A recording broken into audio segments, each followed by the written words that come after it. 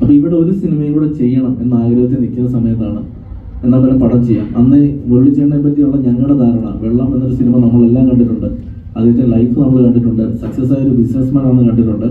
വളരെ ചിരിച്ചുകൊണ്ട് വളരെ പോസിറ്റീവായിട്ട് ഒരു പ്രൊഡ്യൂസർ നമ്മൾ പടം ചെയ്യുന്നു എന്ന് പറഞ്ഞ് നിൽക്കുമ്പോൾ ഞങ്ങൾ അദ്ദേഹത്തെ വിളിച്ചിട്ട് നമുക്ക് ചെയ്യാം ചേട്ടാ, ഞാൻ വിജീഷിനെ വിളിച്ചിട്ടാണ് അദ്ദേഹത്തെ നമ്പർ വാങ്ങിക്കുന്നത്, ചേട്ടാ നമുക്ക് പടം ചെയ്യാം എന്ന് പറഞ്ഞിട്ട് ഞാനും വിഷ്ണുവും അദ്ദേഹത്തിൻ്റെ ഫ്ലാറ്റിൽ പോവുകയും ഞങ്ങളൊരു കഥ പറയുകയും ചെയ്തു. ഞങ്ങൾ പറഞ്ഞ കഥ സുമതിയുള്ളതിൻ്റെ കഥയല്ല, ഞങ്ങൾ പറഞ്ഞത് ജിംഗിൾ ബെൽസ് എന്ന് പറയുന്ന ഒരു സിനിമയുടെ കഥയാണ്. ഒരു 6 കോടി രൂപയുള്ള ബഡ്ജറ്റിൽ തീരുന്ന ആ മാളികപ്പുറത്തിലെ 2 കുട്ടികളെയും ദേവനന്ദയും ശ്രീപത്തിനെയും പ്ലസ് ഒരു ഹീറോയും കൂടെ വെച്ചിട്ടുള്ള ഒരു കഥയായിരുന്നത്. ആ കഥ കേട്ടു അദ്ദേഹം ഇഷ്ടപ്പെട്ട് നെക്സ്റ്റ് ഡേ അദ്ദേഹം എനിക്കും വിഷ്ണുവിനും അഡ്വാൻസ് തന്നു. ഞങ്ങൾക്ക് 2 പേർക്കും 5 ലക്ഷം രൂപ വീതം അഡ്വാൻസ് തന്നു. നമ്മൾ ഈ പടം ചെയ്യുന്നെന്ന് പറയുന്നു. ബാക്കി എല്ലാ ആളുകളെയും നമ്മൾ കോർഡിനേറ്റ് ചെയ്യുന്നു. ഇതിൻ്റെ സ്ക്രിപ്റ്റ് ലോക്ക് ചെയ്യുന്നു. മൂകാംബികയിൽ പോയി ആ സ്ക്രിപ്റ്റ് പൂജിച്ചതിൻ്റെ പോസ്റ്റുകളൊക്കെ അദ്ദേഹത്തിൻ്റെ ഫേസ്ബുക്കിലും എൻ്റെ ഫേസ്ബുക്കിലും വിഷ്ണുവിൻ്റെ ഫേസ്ബുക്കിലുണ്ട്. അതിനുശേഷം ഞങ്ങൾ തിരിച്ചു വരുന്നു. ആ സമയത്ത് സിനിമയുടെ മൊത്തത്തിലുള്ള സക്സസ് ഫോർമുലാസ് ഒന്ന് മാറി തുടങ്ങിയ സമയമായിരുന്നു. അതൊരു ത്രില്ലർ സിനിമയായിരുന്നു, ഒരു ത്രില്ലർ മൂഡിലുള്ള സിനിമയായിരുന്നു.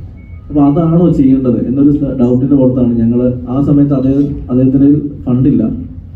ഇദ്ദേഹം എന്നെയും വിഷ്ണുവിനെയും അന്ന് ആ സിനിമയുടെ പ്രൊഡക്ഷൻ കൺട്രോളറായ സഞ്ജയ് പടിയൂരിനെയും കൊണ്ട് ദുബായിൽ പോവുകയും വിഷ്ണുവിൻ്റെ അമ്മയടക്കമുള്ള ആളുകൾ കണക്ട് ചെയ്ത് കൊടുത്ത കുറേ ഇൻവെസ്റ്റേഴ്സിനെ ഞങ്ങൾ ഒരുമിച്ച് പോയി കാണുകയും ഇദ്ദേഹത്തിന് വേണ്ടി ഈ സിനിമ ചെയ്യാൻ പൈസ വേണമെന്ന് പറഞ്ഞു. അപ്പോൾ പുള്ളി അന്നൊക്കെ ഞങ്ങളോട് പറയുന്നത് പുള്ളിയുടെ ഒരു ബിസിനസ് ഒരു പേയ്മെൻറ്റ് വരാനുണ്ട്, അത് ഓസ്ട്രേലിയയിൽ നിന്നും US നിന്നും വരാനുള്ള പേയ്മെൻറ്റാണ്, അത് വന്നു കഴിഞ്ഞാൽ എനിക്കിതൊന്നും ആവശ്യമില്ല.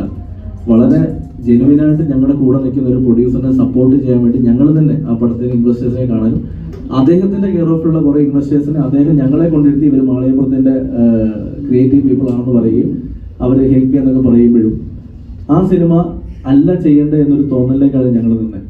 ആ സമയത്താണ് ഒരു ദിവസം ഈ മുരളിച്ചേട്ടനോട് ഞാനാണ് പറയുന്നത്, മുരളിച്ചേട്ടാ 2019 ഞങ്ങൾ ചെയ്യാവുന്ന സിനിമയുണ്ട് മാളികപ്പുറത്തിന് മുന്നേ, സുമതി വളവ് എന്നൊരു സിനിമ. അതൊരു യഥാർത്ഥ സ്ഥലത്തെ ബേസ് ആയിട്ടുള്ള ഹൊറർ സിനിമയാണ്. 2019 ആ സിനിമ അർജുൻ കേട്ടിരുന്നു. പക്ഷേ ആ 2019 അർജുനെ വെച്ചിട്ട് ആ സിനിമ ചെയ്യാൻ പ്രൊഡ്യൂസേഴ്സ് വന്നിട്ടാണ്. അതൊരു ബിസിനസ് വാല്യൂ ഒന്നും അർജുൻ അത്ര ഇല്ല, അതൊരു വലിയ അത്യാവശ്യം ബഡ്ജറ്റ് ആവുന്ന ഒരു സിനിമയാണെന്ന് പറയുമ്പോൾ പുള്ളി പറഞ്ഞു, എൻ്റെ കയ്യിൽ ഒരു 3.5-4 കോടി രൂപയുണ്ട്, ഇത് വെച്ച് നമുക്ക് സ്റ്റാർട്ട് ചെയ്താൽ. അപ്പോൾ ഞാൻ പറഞ്ഞു, ചേട്ടാ എന്തായാലും ആ സിനിമ അന്ന് സ്ക്രിപ്റ്റ് ഫൈനലല്ല, ചേട്ടാ എന്തായാലും ആ സിനിമ 10 കോടി അടുത്തെങ്കിലും വരും എന്ന് ഞാൻ പറഞ്ഞിരുന്നു. അപ്പോൾ പുള്ളി പറഞ്ഞു നമുക്കത് നോക്കാം എന്ന് പറഞ്ഞിട്ട് പുള്ളി കഥ കേൾക്കുന്നു. കഥ കേട്ടപ്പോൾ പുള്ളി എക്സൈറ്റ് ആയിട്ട് പറഞ്ഞു നമ്മൾ ഈ പടം ചെയ്യുന്നു എന്ന് പറയുന്നു. അപ്പം ഞങ്ങളും തീരുമാനിച്ചു എന്നാൽ സുമതിയുള്ളത് ചെയ്യാം എന്ന് പറയുന്നു. ഞങ്ങൾ ഈ ഷൂട്ട് തുടങ്ങുന്നതിൻ്റെ ഒരു 6-7 മാസം മുന്നേ കൊച്ചിയിൽ ഒരു വലിയ ഫംഗ്ഷൻ വെച്ചിരുന്നു, ഒരു ലോഞ്ച്. നിങ്ങളവർക്ക് എല്ലാവരും വന്ന് ലോഞ്ച് ചെയ്ത് IMA ഹാളിൽ. ആ ലോഞ്ച് എന്ന് വെച്ചത് പോലും അദ്ദേഹത്തിന് ഇങ്ങനെ ഒരു പ്രൊജക്റ്റ് വരുന്നുണ്ടെന്ന് പബ്ലിക്കിനെ അറിയിക്കണമെന്നും അതുവഴി അദ്ദേഹത്തിന് ഇൻവെസ്റ്റേഴ്സിനെ കിട്ടുമെന്നും പറഞ്ഞിട്ട് തന്നെയാണ് അന്ന് ലോഞ്ച് വെച്ചത്. ആ ലോഞ്ചിൽ പോലും ഞാനും വിഷ്ണുവും അടക്കമുള്ള എല്ലാവരും സംസാരിച്ചിട്ടുണ്ടായിരുന്നു, ഇതൊരു വലിയ ബഡ്ജറ്റിൽ വരുന്ന സിനിമയാണ്, അർജുൻ അശോകൻ്റെ കരിയറിലാണ് ഏറ്റവും ബഡ്ജറ്റിൽ വരുന്ന സിനിമയാണ്, ഒരു നമ്പർ ഓഫ് ഡേയ്സ് പോലും അധികമാവുന്നൊരു സിനിമയാണെന്ന് പറഞ്ഞതിന് ശേഷം ഒരു 6 മാസത്തോളം ഇതിൻ്റെ പ്രീ പ്രൊഡക്ഷനും കാര്യങ്ങളും ഒക്കെ മുന്നോട്ട് പോകുന്നു. ഈ സിനിമ തീരുമാനിക്കുന്നു, ഇത് ബാക്കി ആർട്ടിസ്റ്റുകളൊക്കെ തീരുമാനിക്കുന്നു. ആ സമയത്താണ് ഒരു ഷൂട്ടിംഗ് തുടങ്ങാൻ കുറച്ച് ദിവസങ്ങൾ മുന്നേ അദ്ദേഹം പറയുന്നത് എൻ്റെ അക്കൗണ്ടിൽ 25 ലക്ഷം രൂപ പൈസ ഉള്ളതെന്ന് പറയുന്നു. സത്യം പറഞ്ഞാൽ ഇത്രയും ബഡ്ജറ്റിൽ വരുന്ന ഒരു സിനിമയുടെ പ്രൊഡ്യൂസർ പറയുകയാണ് എൻ്റെ അക്കൗണ്ടിൽ 25 ലക്ഷം രൂപ, പക്ഷേ പേടിക്കണ്ട എൻ്റെ പൈസ വരും എന്ന് പറയുമ്പോൾ ഈ സിനിമ നടക്കാതിരുന്നാൽ അത് മാളികപ്പുറം ടീമിൻ്റെ ഒരു സിനിമ ഡ്രോപ്പ് ആവുന്ന അല്ലെങ്കിൽ ഡിലേ ആവുന്ന ഒരു അവസ്ഥ വരല്ലേ എന്ന് ഉറപ്പിച്ചിട്ട് അതിന് മുന്നേ വേറെ ആളും പറയാണ്ട് ഇദ്ദേഹമായിട്ട് പടം ചെയ്യാൻ തീരുമാനിച്ചപ്പോൾ ഇദ്ദേഹത്തിനായിട്ട് ബാധിച്ച ഒരുപാട് പേര് വിളിച്ചിട്ട് ഇദ്ദേഹത്തിനോട് പടം ചെയ്യില്ലെന്ന് ഞങ്ങളോട് പറഞ്ഞു. അപ്പോൾ പോലും കുഴപ്പമില്ല മുരളിച്ചേട്ടനോട് പടം ചെയ്യാം, കാരണം അദ്ദേഹം അത്ര ഡീസൻ്റ് ആയിട്ടാണ് ഞങ്ങൾക്ക് ബിഹേവ് ചെയ്തിട്ടുള്ളത്. എല്ലാ കാര്യങ്ങളും നമ്മുടെ ഒരു മൂത്ത ചേട്ടനെ പോലെ നമ്മുടെ ഒരു ഫാമിലി മെമ്പറെ പോലെ തന്നെയാണ് അദ്ദേഹം നിന്നിട്ടുള്ളത്. അദ്ദേഹത്തിൻ്റെ ഫാമിലിയായിട്ടും നല്ല ബന്ധമായി, ഞങ്ങളുടെ ഫാമിലിയായിട്ട് അദ്ദേഹത്തിന് നല്ല ബന്ധം, അങ്ങോട്ടും ഇങ്ങോട്ടും ഒക്കെ വരുന്ന ആളായിരുന്നു. അപ്പോൾ ഈ ഇതിന് പൈസ ഇല്ല എന്ന് പറയുമ്പോൾ എൻ്റെ ഒരു സുഹൃത്ത് ചെന്നൈയിലുണ്ട്, മനോജ് എന്ന് പറഞ്ഞിട്ട്.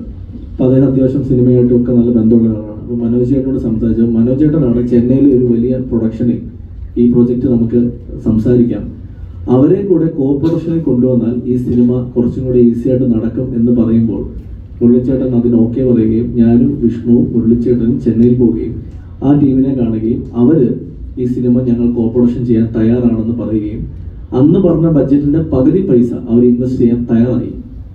6 കോടി രൂപയാണെന്ന് അവർ ഇൻവെസ്റ്റ് ചെയ്യാൻ തയ്യാറാവുന്നത്. അപ്പം അവരോട് ആ സമയത്തും അദ്ദേഹം പറഞ്ഞൊരു വാചകമുണ്ട്, എനിക്ക് ഈ 6 കോടി രൂപയും വേണ്ടി വരില്ല, എൻ്റെ പൈസ വരും എന്ന് പറയുമ്പോൾ അവരത്രയും ഓക്കെയാണ്. അവർ മാളിയപ്പുറം ടീമിനോടും ഇതിൻ്റെ കച്ചവടം ഇത്രയാവും എന്ന് പറഞ്ഞ് അവർ ഓക്കെയാണ്. അങ്ങനെ ഞങ്ങൾ തിരിച്ച് കൊച്ചിയിലെത്തുമ്പോൾ ഇദ്ദേഹം വിളിച്ച് പറയുകയാണ്, പെട്ടെന്ന് വിളിച്ചിട്ട് അവരോട് 2 കോടി രൂപ ആദ്യം ഇടാൻ പറയുന്നത് വെച്ചു. ഈ നിങ്ങൾ എത്ര പേർക്ക് ഈ കോർപ്പറേഷൻ്റെ ഡീലർ എത്ര പേർക്ക് അറിയുമെന്ന് എനിക്കറിയില്ല. നമ്മളൊരു പ്രൊഡ്യൂസർ എന്ന് പറയുകയാണെങ്കിൽ നിങ്ങൾ എൻ്റെ പടത്തിന് കോ പ്രൊഡ്യൂസർ ആവണം എന്ന് പറയുമ്പോൾ ആ കോ പ്രൊഡ്യൂസ് ചെയ്യാൻ പറ്റുന്ന കമ്പനിക്ക് മിനിമം ഇദ്ദേഹത്തിൻ്റെ കുറച്ച് പൈസ ഉണ്ടാവും എന്നൊരു തോന്നലുണ്ട്. അപ്പോൾ അവരോട് ഞങ്ങൾ വിളിച്ചിട്ട് 2 കോടി ആദ്യം ഇടാൻ പറ്റുമെന്ന് വെച്ചപ്പോൾ അവരാദ്യം നോ പറഞ്ഞു. പിന്നീട് ഇതേ മനോജ് ചേട്ടനും ഇവർ സംസാരിച്ചിട്ട് അവരിതിന് വില്ലിങ് ആവുകയും 2 കോടി അവർ തരികയും ദുബായിലുള്ള പ്ലോട്ട് പിക്ചേഴ്സ് എന്ന് പറയുന്ന ഓവർസീസ് കമ്പനിയായിട്ട് സംസാരിച്ചിട്ട്, വിഷ്ണുദേവ് സുഹൃത്ത് വഴിയാണ് സംസാരിക്കുന്നത്, 2 കോടി ആദ്യം അവർ ഞങ്ങളോട് 2 കോടിക്ക് ഞങ്ങൾ ഈ പടം എടുക്കാമെന്ന് പറയുകയും 1 കോടി രൂപ ഷൂട്ടിന് മുന്നേ അഡ്വാൻസ് ആയിട്ട് അദ്ദേഹത്തിൻ്റെ അക്കൗണ്ടിലേക്ക് അയക്കുകയും ചെയ്തു.